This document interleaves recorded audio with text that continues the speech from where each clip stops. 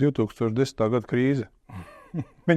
Viņi iededz man šo liesmiņu, ja jūtu, ka ir krīze, visticamāk, ka tā ir iespēja, nevis problēma.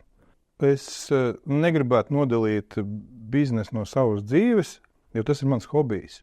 Man jau šopulī ir ielikta tā vēlme darboties, virzīties, strādāt un iet uz priekšu.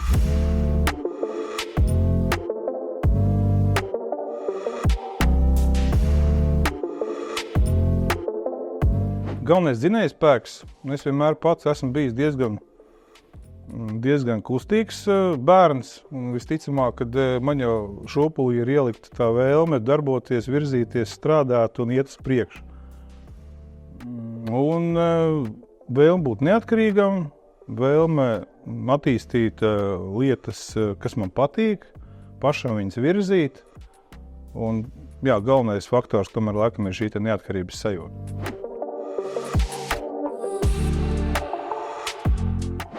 – 2010. Gada krīze. Viņi iededz man šo liesmiņu. Es tajā brīdī paliku bez darba. Man radās iespēja strādāt inženieru tehniskā uzņēmumā. Paldies viņiem par šo iespēju. Un šeit es arī šo liesmiņu uztvēru tajā brīdī, kad var teikt, ka nebija ko ēst un bija sarežģīti samaksāt rēķinus un vispār izdzīvot. Šajā brīdī arī dzima manī šī dzirkstele, un tāpēc es uzskatu, ka tikai grūtos brīžos mēs varam augt, un šajā brīdī es sāku augt. Tas ir aizdedz manī dzirkstele. Krīzes situācija un situācija, kad ir sarežģīti izdzīvot.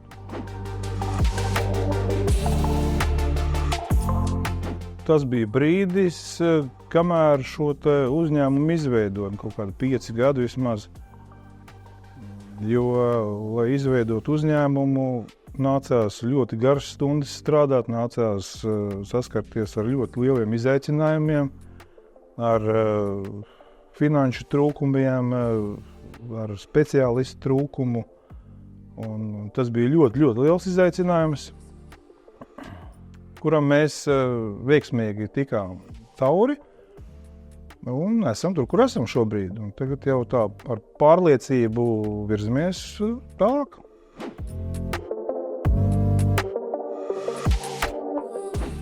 Es baigi negribētu norādīt kaut kādas konkrētas lietas, ja?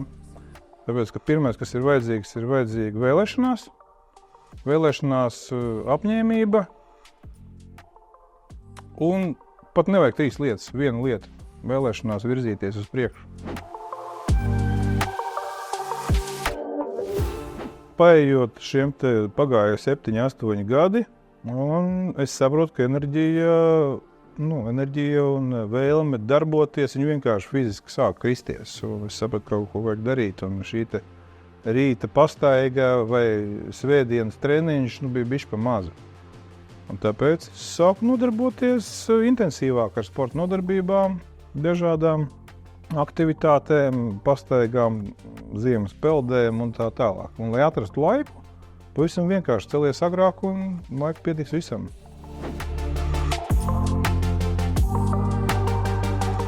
Es esmu viens droši vien no pozitīviem piemēriem, jo enerģijas manī ir visu laiku. Tiklīdz es sāku ar to nodarboties, tiklīdz es sāku intensīvi nodarboties ar sportu, pirmkārt manī ļoti pieauga pašnovērtējums, enerģija, vēlme virzīties, pilnīgi noteikti 100%. Es jau jaunībā, gados 20, kad arī nodarbojos ar sportu, jau no tiem laikiem es atceros, kad bija tāda pašnovērtējuma pieauguma sajūta milzīgā. Vienkārši kopā ar puišiem trenējoties sporta zālē, šī sajūta vienkārši ģenerējās un radās. Un arī tagad, kad man ir 44 gadi, aizjūt uz sporta zāli, es jūtu, ka man šis pašnovērtējums ģenerējās un auga. Jo vairāk es nodarbojos ar šīm sporta aktivitātēm, jo vairāk viņš aug. Un viņš nebeidz augt, viņš aug bezgalīgi praktiski. Ja?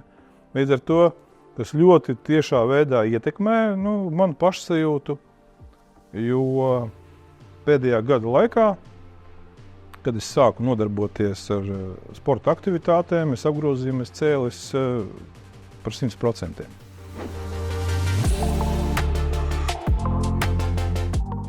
Tā ir laba vieta un labs sākums un laba skola, no kurienes sākt, lai veidotu veiksmīgu karjeru jebkādā sfērā. Es esmu saskāries, nereti esmu saskāries ar cilvēkiem, kuri sākotnēji ir bijuši absolūti,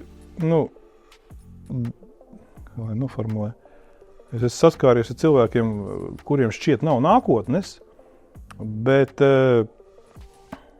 pareizi virzot, saplānojot savu dienu un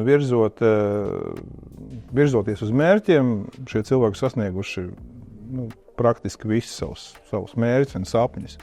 Līdz ar to es uzskatu, ka nevajag piedzimt laimes krekliņā vai turīgam, lai sasniegtu savus mērķus. Es savus mērķus sasniedzu caur grūtībām, caur sarežģījumiem, un man tas patīk. Un es domāju, ka sporta skola, sporta klubi, sporta aktivitātes ir tas sākums, no kā mēs varam pasmelties šo enerģiju, lai tiektos uz saviem mērķiem.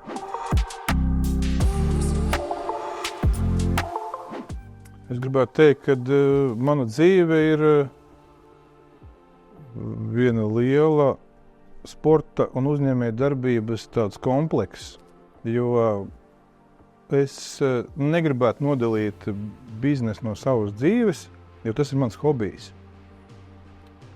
Un arī šīs sporta aktivitātes ir mans hobijs. Un tas ir komplekss, es viņu negribu nekā nodalīt. Un, ja kāds teiktu, ka vajag darbu nodalīt no atpūtas, lai viņš tā dara, bet man patīk tas, ko es daru. Es ļoti labprāt strādāju, virzu biznesu, sportoju.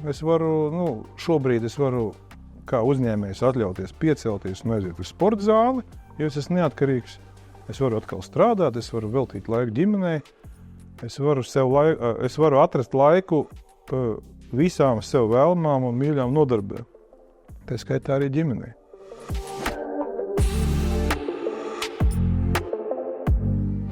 Kolēģi un darbinieku novērtējums. Jo mans mērķis bija izveidot uzņēmumu, kur darbinieki un kolēģi atrod mājas. Tāpat kā es atrodu tādu foršu vietu, kur nodarbojoties ar hobiju vai patīkamām lietām, vēl var nopelnīt arī naudiņu un iztiku. Un tas man dod enerģiju. Un es noteikti neapstāšos, es neesmu no tiem uzņēmējiem, kas mēģina nopelnīt naudu uz darbinieku algu samazinājumu. Es vēlos, lai es būtu pirmais uzņēmējs, kur darbinieks saņem 3 un 4 reizes vairāk nekā vidējā alga mūsu valstī. Man ir patīkami redzēt, ka darbinieki dzirksteli strādā, atdod enerģiju, un es labprāt dalos ar viņiem, cik tas finansiāli ir iespējams, dalos ar viņiem šai priekā. Tas ir tas galvenais, kas man droši vien patīk, saņemot pretī šo te atdevi no darbinieku. Paldies par doto iespēju. Jā. Protams, arī neatkarības sajūta, tā ir fantastiska sajūta, ka tu vari justies brīvs un nepiespiests un ieliet degvielu, nedomājot par to, cik viņi maksā šodien. Jā.